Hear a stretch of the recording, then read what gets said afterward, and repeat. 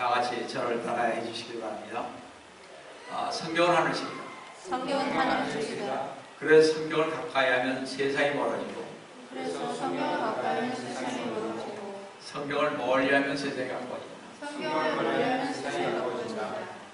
오늘도 주님 안에서 여러분과 함께 은혜의 말씀을 나누려고 하는 것은 아까 공격드린 하나님의 말씀입니다.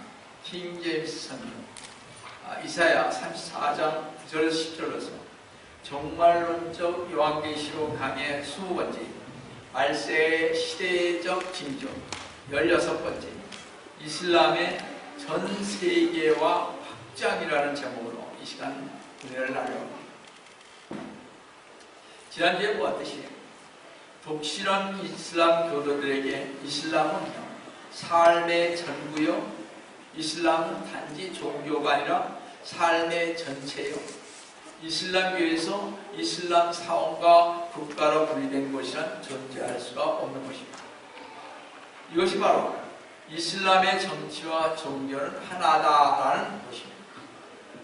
이슬람 국가에서 종교와 정치가 분리되는 것은 실제로 불가능한 것입니다. 그래서 이슬람인들은 삶의 모든 면에서 이슬람교의 명령을 받기 때문에 이슬람 교도들에게 이슬람과는 무관한 비종교적인 그 영역이란 존재하지 않는 것입니다. 이것 때문에 이슬람 교도들은 종교를 바꾸기가 힘든 것입니다. 그래서 민주주의가요, 아랍 국가에서 제대로 번성할 수 없는 이유인 것입니다. 현재 중동과 아프리카의 아랍 국가가 21개 있지만 그 중에 단 한 국가도 민주 국가가 없다는 사실입니다. 오늘날처럼 대화와 소통을 통해 서로가 서로를 인정하고 평화롭게 공존하고 모두가 하나 되는 최상의 인본주의적인 미래를 꿈꾸며 가야 할 이 시대에 이 세상에서 가장 대화가 힘들고 의사가 통하지 않는 불가능한 집단이 셋이 있습니다. 로마 가톨릭과 공산주의와 그리고 이슬람. 이들 세 집단은요, 협상 테이블에 앉을 때마다 입으로는 대화와 소통, 약속과 공존을 말하면서도 마음속에는 항상 거짓을 품고 있기 때문입니다. 그들은 상황이 불리해지면 적극적으로 협상에 임하다가 상황이 유리해지면 그들이 한 약속을 단번에 뒤집어버립니다. 도무지 이 세 집단들에게는 협약이나 약속, 맹세 따위가 무색할 정도로 개인적인 관계에 있었던 것입니다. 북한을 보아도 그렇고 이스라엘과 다른 아랍 국가들 사이에 진행되어 왔던 중동 평화 협상만 보더라도 얼마나 아랍권이 모든 협약을 쉽게 파기하고 거짓말로 일관해 왔는지를 알 수가 있습니다. 아마 신문지 이상을 통해서 여러분들은 많이 기억을 할 것입니다. 성도 여러분, 어디 이슬람이 단 한 번이라도 긍정적인 태도와 수용하는 자세로 다른 종교를 인정한 적이 있습니다. 이것은 역사가 증명하고 있지 않습니다. 사실 무슬림 국가들에게는 종교의 자유가 없고 무슬림에 있어 타 종교의 개종은 죽음일 뿐인 것입니다. 특히 이슬람은 성경을 믿는 유대인들이나 그리스도인들을 결코 인정하지 않을 뿐만 아니라 오히려 적대감을 품고 있는데 이것은 이슬람의 최종 권위인 쿰란의 그런 종교 자유를 부정하기 때문인 것입니다. 심지어 쿠란에요, 수라 47장 4절에서 보시면 믿지 않는 자들과 서로 접전할 때 그들의 목을 쳐라 하십니다. 그러니까 이슬람을 믿지 않는 자들은 그들이 믿으라고 했을 때 안 믿으면 목을 치라는 겁니다. 또 하나 수라 9장 5절에서는요, 다신교들을 발견한 시 죽여라, 잡아라, 억류하라, 모든 길에 복병을 두고 기다리라고 한 말 때문에 유대인들과 그리스도인들을 죽이는 것입니다. 이런 호전적인 이슬람과 의사소통을 할 수 있다고 생각하는 자체가 어리석은 짓입니다. 이슬람으로 개종하지 않는다면 모를까 말입니다. 근데 참으로 이상한 현상은요, 세계의 많은 여자들이요, 이슬람에 대해서는 참으로 간대합니다. 참 이상하죠. 여러분이 잘 알다시피 7세기 아라비아 사막에서 유목 생활을 했던 부족 여자들이 입던 옷이 현대를 살아가고 있는 이슬람교 여인이라 모두 입어야 할 의복의 규칙이 되었고 룸으로 착용하게 된 것입니다.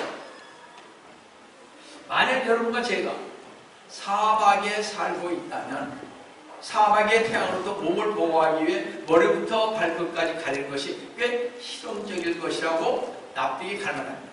그런데 우리가 알기로는 아라비아 여인들은요, 마호메트, 즉 무함마드가 태어나기 오래전부터 그런 옷을 입고 있었다는 것입니다.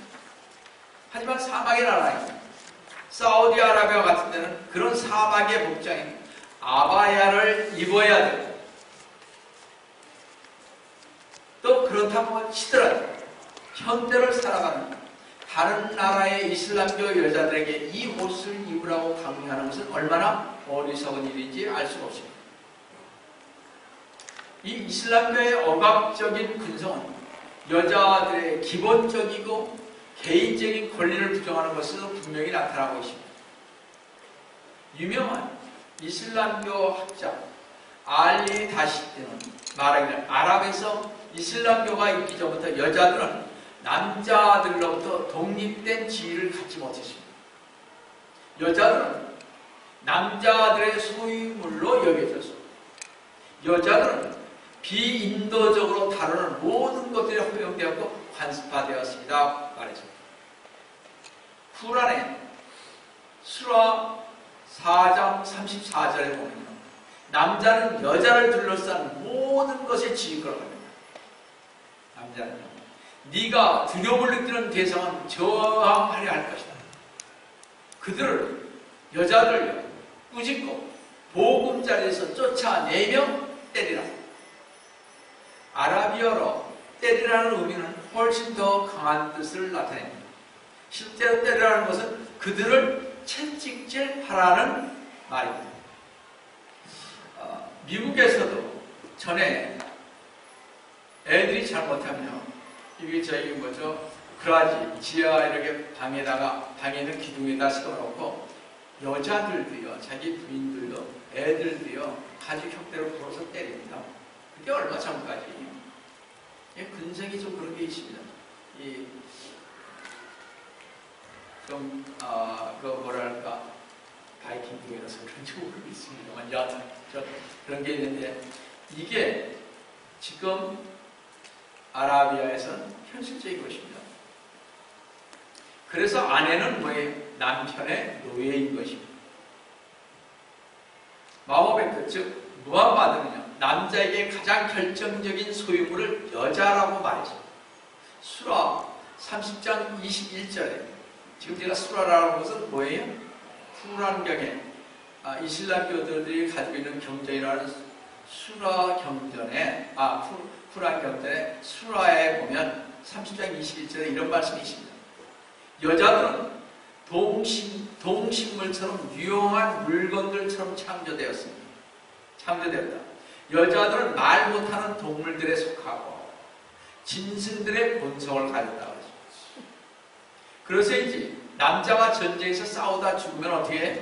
남자는 낙원에서 70명의 아름다운 처녀들을 거느리고 산다고 하는 것입니다. 그래서 자폭하는 거예요.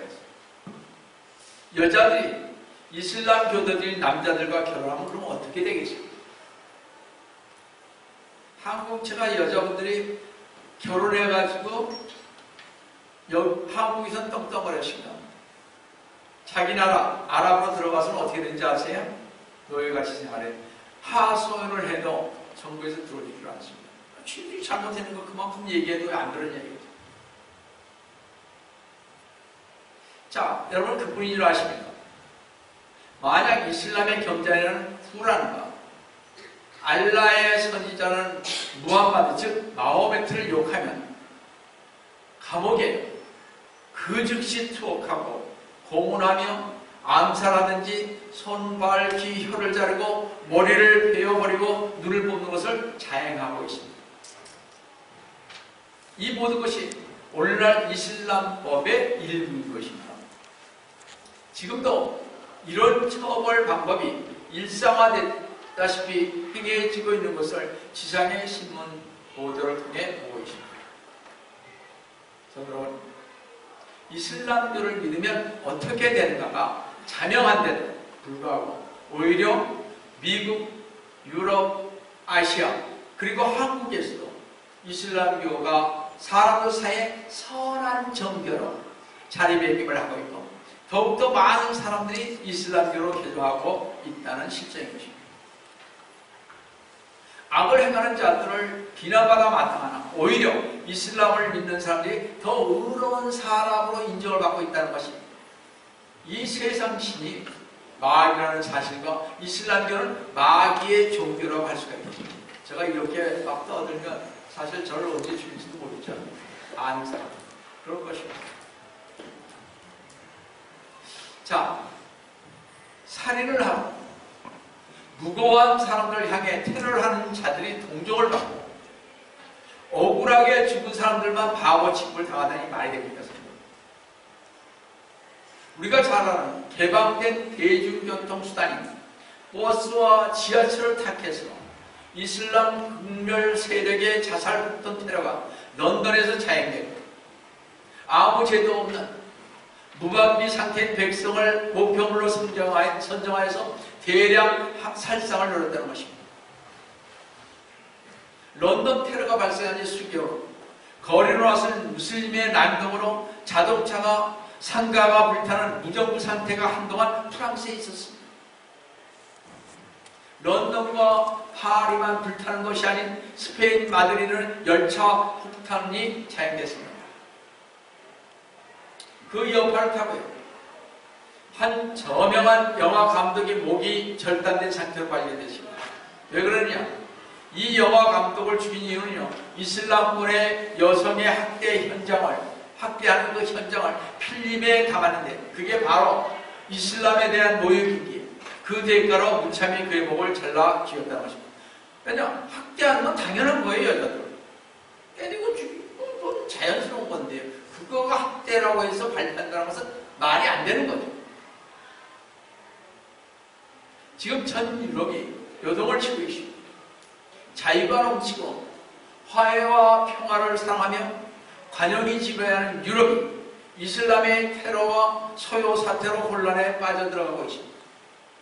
성도 여러분, 우리가 분명히 짚고 넘어갈 것은 이슬람 교도들은 무슬림 인구가 적은 곳에는 평화 단체를 가정합니다. 그러면서 포교회만 집중합니다. 이건 정설입니다. 그러다가 무슬림 인구가요 5%만 넘으면 그 사회의 이슬람화를 위해서 본격적인 전략을 펴니다. 그리고 20%가 넘으면 폭동에 소요 사태를 일으키며 그 땅에서 자란 2세들로 하여금 테러리스트가 되게 한다는 것입니다. 그래서 미국에서요 모슬림에 의해서 1세들 말고 태어난 2세들이 뉴욕이 이런 데서 테러하는 거 아닙니까 지금? 여러분 잘 생각하셔야 합니다. 지금요 한국에 무슬림 수가 급증해 40만이 넘는다. 이제부터 한국도 무슬림으로 자라나는 2세들을 주의해야 합니다. 그래서 웬만해서는 경찰들이 지금 부족합니다. 그 사람들 따라다닙니다. 언제 터질지 모릅니다. 성도 다시 한번 말씀드립니다. 테러는 외부에서만 오는 것이 아니라 이제는 내부에서도 충분히 올 수 있다는 것입니다. 예를 하나 들어보죠. 지난 2009년 11월 아프가니스탄 파병을 위한 한 신체 검사장에서요 미국 장교가 무장하면서 난사했습니다. 그래서 12명의 미군이 사망하고 42명이 부상당하는 사건이 발생했습니다. 그는요, 평범한 미군 소령이었으며 메이저였습니다. 헌신된 무슬림이었습니다.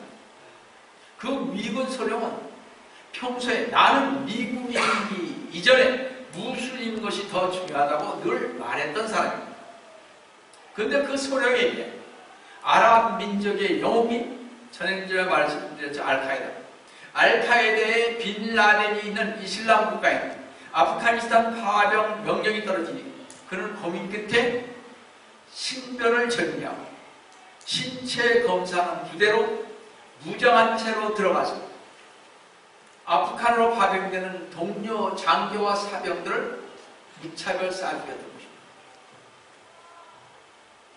이때까지 소련까지 왔던 사람이에요. 이게 크리스찬 투데이 2010년 1월 25일에 나온 것입니다. 이런 일이 우리나라에서 일어나지 말라는 법이 어디 있습니까? 우리 대한민국뿐만 아니라 미국, 유럽은 이슬람에 대해 너무 안일하다는 것입니다. 그리고 우리는 행정력을 철저히 동원하고 각 나라와 공조해서 그들의 행동 하나하나를 관리하고 무슬림에 대한 경각심을 가져야 하는 것입니다. 근데 그런 얘기는 안 하고 있습니다. 기독교에서. 그냥 들어오면 안 된다. 그 정도만 자꾸 얘기하니까 문제입니다. 반복해 말씀드립니다. 이슬람교는 단순히 종교 집단이 아니라는 것입니다. 이슬람 종교의 쿨한 경전 자체가 무력 확장을 주장하는 폭력의 종교, 전쟁의 종교라는 것을 꼭 기억해야만 할 것입니다. 무엇보다도 우리 그리스도인도 이슬람 종교에 대해 명확히 알고 인식해야 할 것입니다. 평화의 종교, 간영의 종교로 포장해오는 이슬람교의 실체를 정확히 파악하고 우리의 믿음을 성경적 지식 안에 굳게 세워야 할 것입니다. 그럼 첫 번째로 이슬람의 영향이 커져가고 있는 이때 한국의 미래는 어떻게 될까? 최근 무슬림들은요, 전 세계를 이슬람화하기 위해 전략을 내놓았다고 합니다. 특히 세계 이슬람화를 위해 이슬람이 전직기지로 택한 나라는 아시아에서는 한국, 유럽에서는 영국이라고 합니다. 이슬람이 한국을 2020년까지 이슬람화하겠다고 공언했습니다. 오래죠.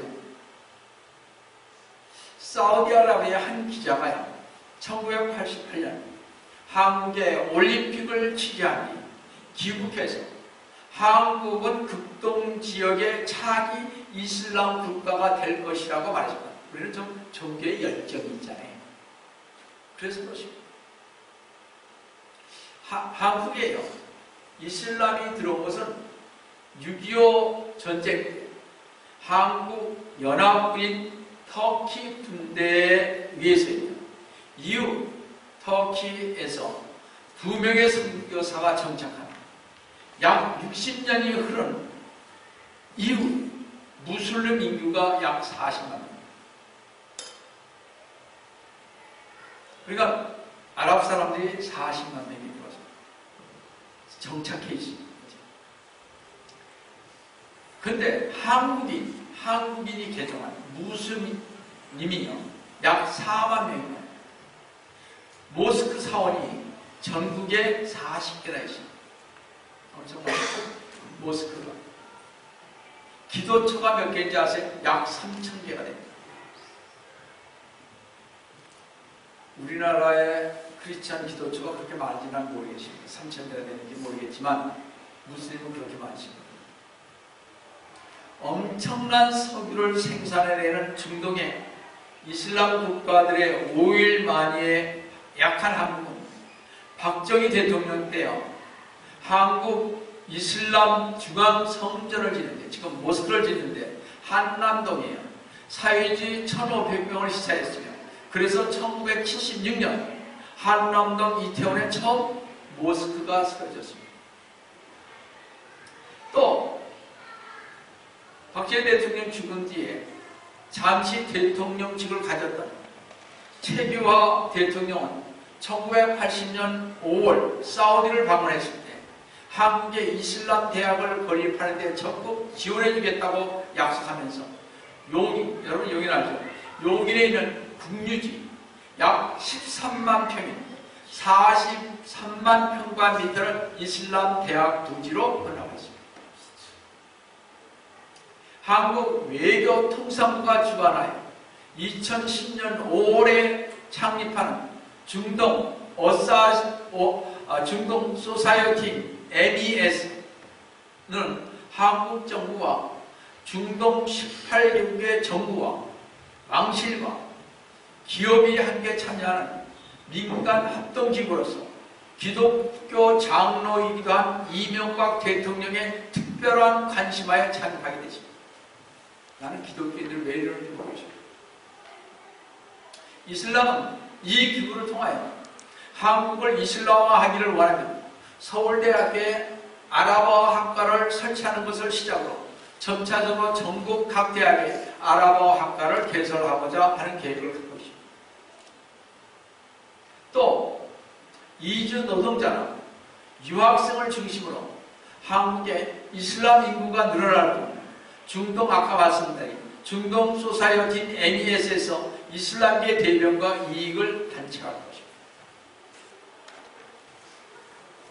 5일 만일을 앞세운 아랍 투자가들은요, 한국의 정부 투자, 한국의 정부 관련 사업, 여행 사업을 선호하면서 정유공장 이미 다 들어왔죠. 여러분 아시다시피. 조선, 정보산, 금융회사에 엄청 들어와 있었다 오랜만에. 등에 투자를 하기 위해 한국아랍은행을 추진하고 있습니다. 이제 이슬람 자본의 유입은 글로벌화된 자본시장에서는 한국에 몰려오고 있습니다. 이제 이슬람의 자본은 이슬람교 보교의 수단으로 흐르게 되고 우리가 인식하지 못하는 사이에 한국은 그들이 말한 대로 이슬람 국가가 될지도 모른다는 것입니다. 그렇게는 저는 안 되리라고 봅니다. 왜냐하면 우리 크리스찬이 많아서. 근데 자꾸 크리스찬들이 지금 봤죠? 이런 식으로 용납을 하니까 안 된다는 것입니다. 여러분이 알다시피 우리나라에는 종교의 차이가 있으므로 이슬람으로 개종이 가능하지만 이슬람교에서는 기독교로 개종하는 일이 절대 없다는 사실과 한 번 무슬림은 영원한 무슬림이 되는 것입니다. 한 번 해명은 영원한 해명이라는 것입니다. 그렇습니다. 그래서 우리 성도들이 명심할 것은요, 일단 그들의 세력이 약화할 때는 평화라는 이름으로 세상의 웃음으로 다가가나 조금 강화되면 사회의 조장과 테러나 칼에 응한 포교의 형태로 변한다는 무서운 사실입니다. 여러분, 오늘날같이 기독교가 세상에 미움이 되고 있는 상황 가운데 이슬람교의 진보는 매우 효과적인 것입니다. 이렇게 기독교가 세상에 미움이 되고 있는 상황 가운데서 한국이 이슬람의 표적이 되고 있다는 사실에 우리는 경각심을 가져야 할 것입니다.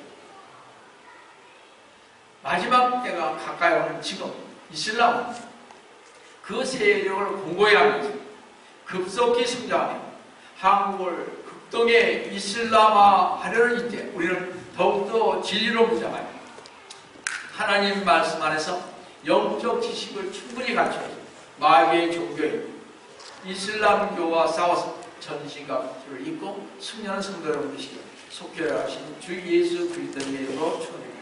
그래서 여러분들은 기도하실 때 저희 나라의 이슬람교가 뿌리박지 못하도록 기도해야 할 것입니다. 두 번째로 이슬람의 영향이 커져가고 있는 유럽의 미래는 어떻게 될 것입니까? 매년 1월 27일은 국제 홀로코스트 추모일입니다. 독일 나치에 의해 자행된 유대인 대항사를 추모하기 위해 국제적으로 제정된 날입니다. 그런데 스페인 수도 마드리드 근처 시엠포 수엘로스라는 작은 도시의 시장이요, 이날 예년과 같은 유대인 추모 행사를 하지 않겠다고 했습니다. 전에는 유대인 추모 행사를 했습니다. 근데 이제 안 하겠다고. 그 대신 이스라엘과 팔레스타인 분쟁에서 희생된 팔레스타인 사람들을 추모하는 행사를 치르겠다고 선언했습니다. 이와 같은 사태가 스페인의 이 도시가 이슬람화의 영향을 크게 받고 있는 곳이기 때문에 발생한 것입니다. 무슨 얘기냐면 이슬람 사람들이 그쪽에 많이 살기 때문에 투표로 시장을 뽑잖아요. 같은 얘기입니다. 샌프란시스코에서 동성연애자들의 투표를 받지 못하면 시장이 될 수가 없습니다. 이와 똑같은 것입니다. 이 도시를 포함하여 유럽에서 이슬람의 영향이 커지는 가장 큰 이유는 모슬렘 인구가 빠르게 증가하기 때문입니다. 그뿐만 아니라 미국에서도 2009년 8월 14일 미국의 팍스 인터넷 뉴스 보도에 따르면 미국 예일대학 출판부가 이슬람의 예언자 마호메트를 그린 만화가 실린 책을 출간하려고 했으나 대학 당국의 지지로 출판하지 못하게 됐습니다. 사실 이 만화책은 2006년 덴마크 만화가 크루트 웨스트가르트가 이슬람의 폭력 성향을 꼬집기 위해서 폭탄을 가진 마호메트를 보여주는 덴마크 신문에 실렸을 때 소말리아 출신의 28세 청년은 도끼 등 흉기를 들고 들어가서 웨스트 가르트를 죽이려고 했습니다. 그래서 체포되었고 만평가를 오가는 유럽과 중동 간 이슬람의 갈등으로 퍼져 200명 이상이 그때 목숨을 잃었습니다. 서로 싸우는 거예요. 이슬람은 이렇습니다. 이처럼 미국만이 아니라 서구 세계는요, 이슬람 세력과 크고 작은 문제들을 유발시키고 일어나고 있으며 이 문제를 각 정부들은 원치 않고 있다는 사실입니다. 왜냐하면 이슬람의 호전적 시위나 테러가 부담이 될 뿐만 아니라 이미 서구 사회는 늘어나는 이슬람 인구를 고려해야 하기 때문에 그렇습니다. 영국 일간지 텔라그라프는 지난 30년간 유럽에서요, 30년간 2배로 증가한 이슬람교가 2015년까지 다시 2배로 증가할 것이라고 얘기했습니다. 미국 이민 전체 연구소는 2008년 유럽 회원국 전체에서 이슬람 교도의 비중이 5%이지만 지금 5%입니다. 2050년에는 유럽 인구의 20%를 차지할 것으로 예상하면서 유럽 연합국가에 약 2,200만 명이 거주하고 있다고 추산했습니다. 유럽 전체. 엄청 많죠? 2,200만 명. 영국의 BBC 자료에 옛날 제가 자료가 있기 때문에 그걸 보고서 한 것입니다. 그래서 쭉 모아왔던 것이죠. 이런 자료를. 자료가 2007년, 그래서 좀 지난 거가 있습니다. 유럽 각국의 모슬렘 인구를 보면요. 2007년 현재 영국 160만 명, 프랑스 600만 명, 스페인 100만 명, 독일 300만 명, 스위스 31만 명, 이탈리아 82만 명, 네덜란드 94만 명 등이요. 영국 런던에 1962년만 해도 모스크가 한 개에 불과했지만 현재 2007년에는 644개의 모스크가 있습니다. 영국 일간지 텔레그라프는요, 유럽의 이슬람교도 인구 증가로 인해 유럽의 이슬람화가 빠르게 진행되고 있습니다. 유럽 각국의 각종 정치, 경제, 사회, 교육, 주택, 문화, 외교 정책 등에 중요한 영향을 끼치게 될 것이라고 그랬습니다. 성경은 전 세계적으로 반이스라엘 노선을 표방하는 가장 큰 세력은 로마 카톨릭과 이슬람교입니다. 그런데 현재 유럽 연합은 카톨릭세로 인해 반이스라엘 노선을 펼치고 있을 뿐만 아니라 이슬람교의 인구의 증가로 정치, 사회적으로 반이스라엘적인 친팔레스타인 정책을 서서히 펴고 있다는 것입니다. 많이 돌아섰습니다. 이슬람으로. 이 유럽. 그러니까 결론, 이런 걸 가만히 보면요. 결론은 뭐예요? 서서히 어디로 가고 있습니까? 짐의 디딤으로 가고 있는 것입니다. 서서히 7년 대환란으로 가고 있는 것입니다. 그러니까 이런 걸 잘 보면 그렇습니다. 제가 하는 이유가 바로 이런 이유입니다. 이슬람이 크게 확장된 것입니다. 자, 지금은 친이스라엘 정책을 보이는 미국과 카톨릭과 또 이슬람의 영향을 받는 유럽연합이 중동 문제에 있어서 자주 충돌을 빚고 있습니다. 친이스라엘 정책은 미국이 하고 있습니다. 근데 유럽은 자꾸 어디로 가요? 아랍, 무슬림 그쪽을 대결하고 있습니다. 사실. 왜냐면 자꾸 폭동이 일어나니까. 걔들한테 잘해야 되죠. 이런 현상은 유럽이 이슬람화 되어가는 빠른 속도와 함께 더욱 가속화되어 전국의 전 세계가요 반이스라엘 정책을 타락하게 된 것입니다.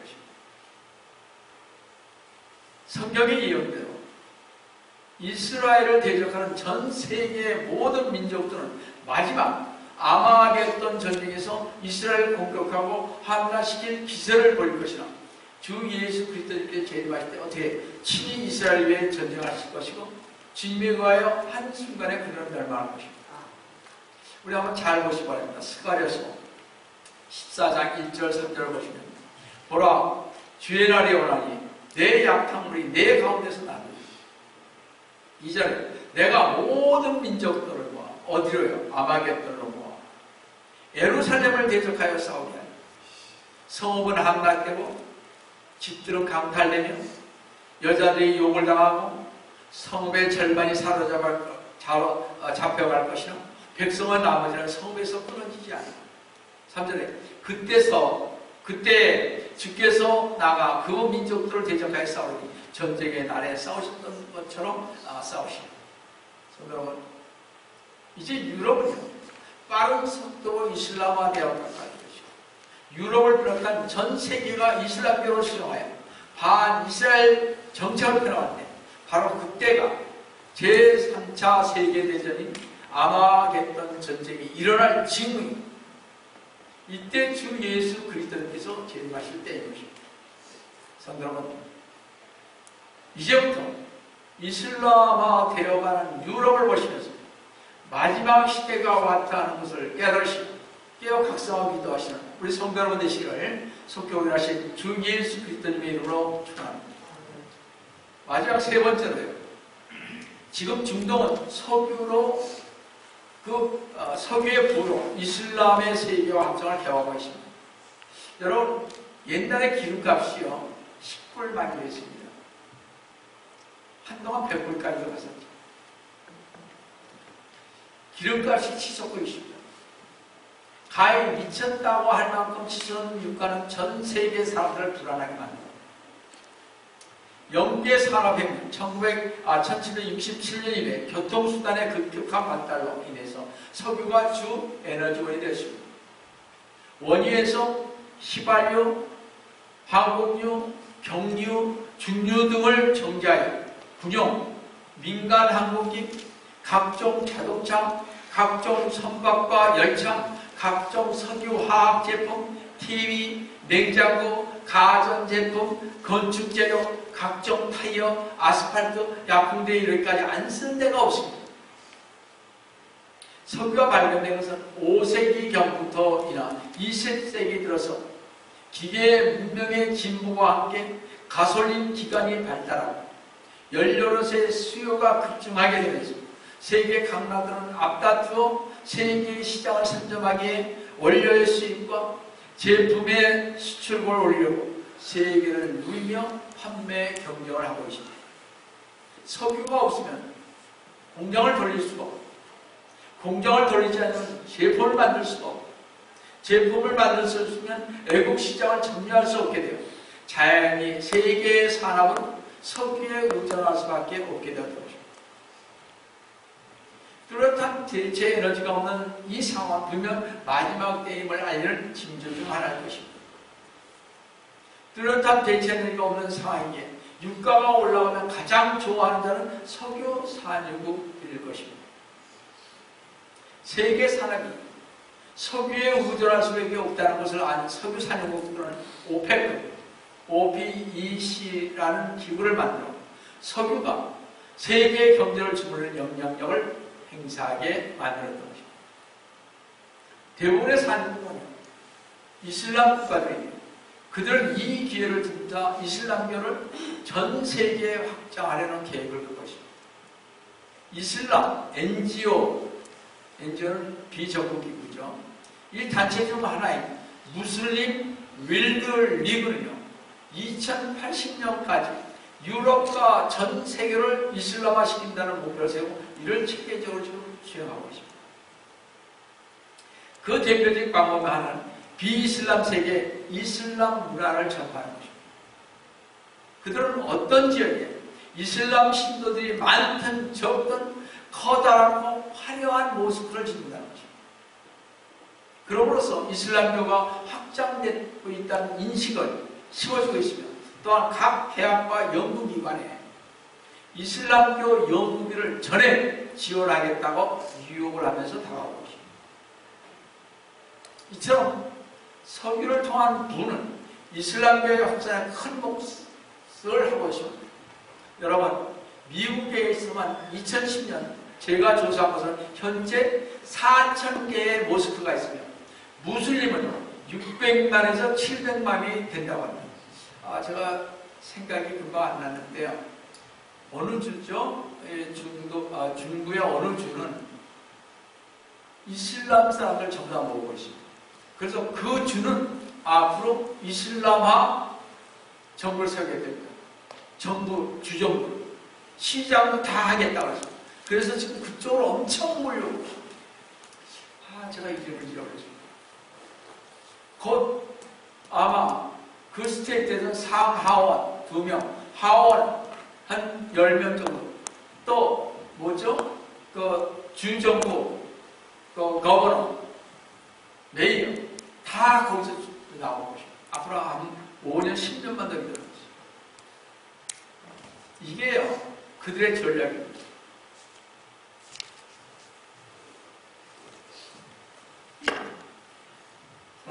여러분, 과거 이슬람 종교는 주로 지하드, 무력을 통한 전파가 주로 이루어졌습니다. 하지만 현대는 무력보다는 주로 경제력과 문화 전파를 통해서 이루어집니다. 석유를 통한 이슬람이 이미 얼마나 세입니까? 이슬람을 말하는 모든 역사, 종교, 문화서들 때는 이슬람에 대해 부정적인 기술을 하는 것들이 전혀 없다는 것입니다. 부정적인 말이 없어요, 이슬람. 왜냐하면 코란에서, 아까 쿠란이라고 했죠. 혹은 중동의 역사에서 보면 폭력적이고 불평등적이고 몰상식한 부분들을 들춰내요. 교과서, 문학을, 종교서적들을 쓰다면 그런 테러 대상이기 때문에 감히 손을 대지 못하는 것입니다. 이슬람은 이 기회를 이용하여 더욱더 그들의 종교를 확산시킬 것입니다. 앞으로 15년 후면 세계 인구의 30%를 차지하게 됩니다. 우리의 이웃이 될 무슬림이 될 것입니다. 세계 제1의 종교가 될 것입니다. 앞으로 15년 후면 35년 정도죠. 20년이니까 앞으로 30년, 35년 되면 약 90억을 잡는다면 적어도 3분의 1은 30억이 이슬람이 될 것입니다.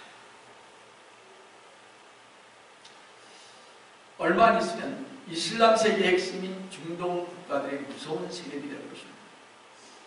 성도 여러분, 마지막 날들에는 로마 카톨릭으로 중심하는 유럽 세계가 적그리스도와 연관해서 중요하게 등장하겠지만 동시에 중동을 중심으로 하는 이슬람 세계 역시 중요하게 등장할 것입니다.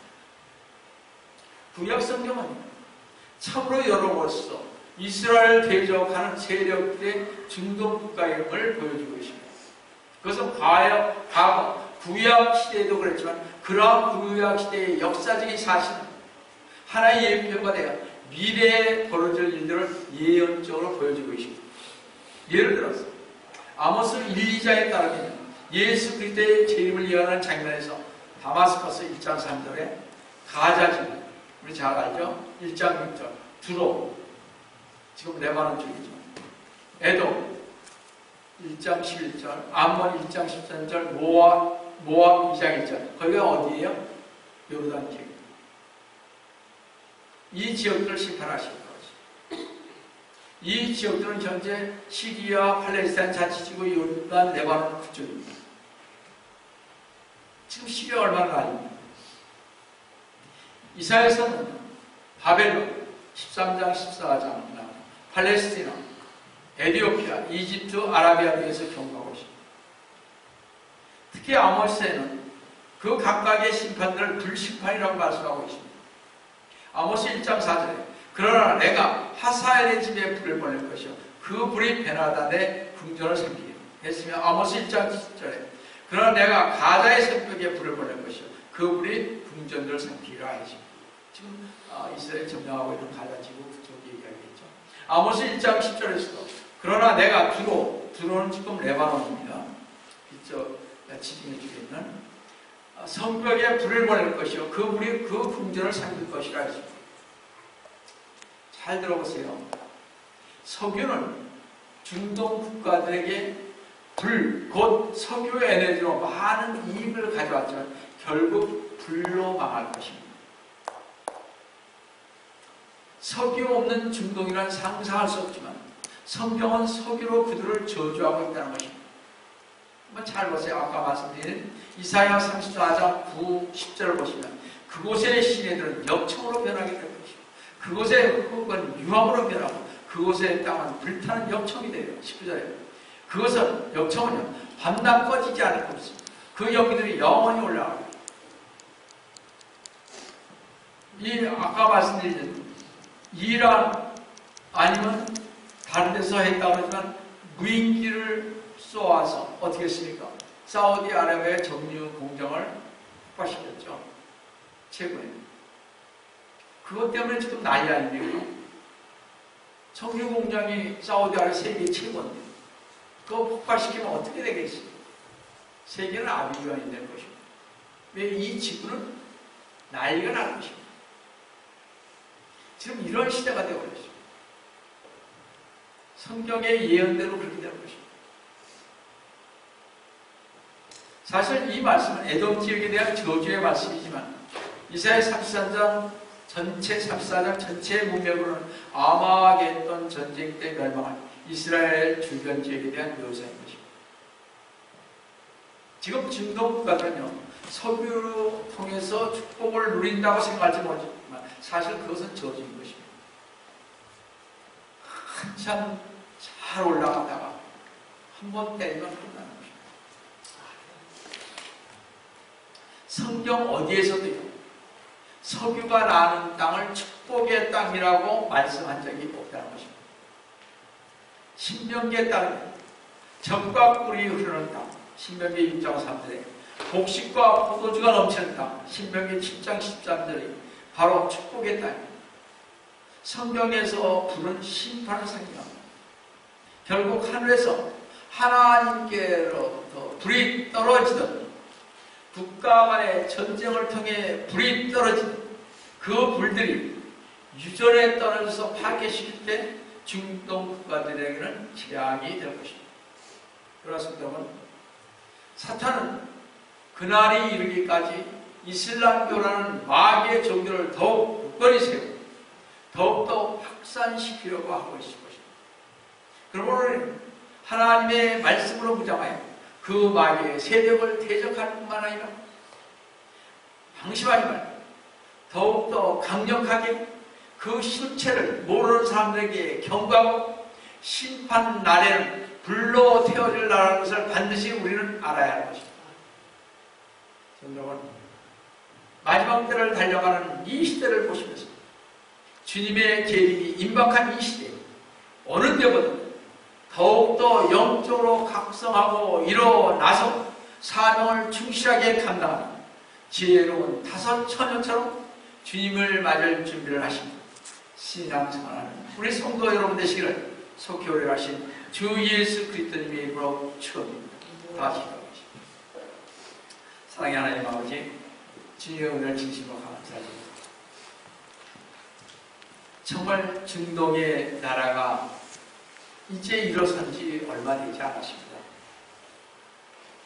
기껏해야 석유로 인한 부가 확장된 것은 20여 년이 안 됐습니다. 이런 나라들이 얼마나 지금 빠르게 이 세상을 점령하고 있는지 알 수 없습니다. 이 세상을 이슬람교로 확장하려고 얼마나 노력하고 있는지 알 수 없습니다. 그러니 때 우리 크리스천들은 정신을 차리고 그들이 무엇을 하는지를 경각심을 주어서 저희 모두가 이 일에 대해서 기도하는 저희가 되어야 할 것입니다. 저희들 기도하는 일꾼으로서 삼아주셨으며 싸우니 주님 정말 이스라엘 이 이슬람 또 세계를 향해서 향하는 이들을 위해 저희들이 기도하는 일꾼이 되기를 원합니다. 주님 꼭 주님께서 함께해 주시기 위해서 주님 받도록 간절히 기도드립니다.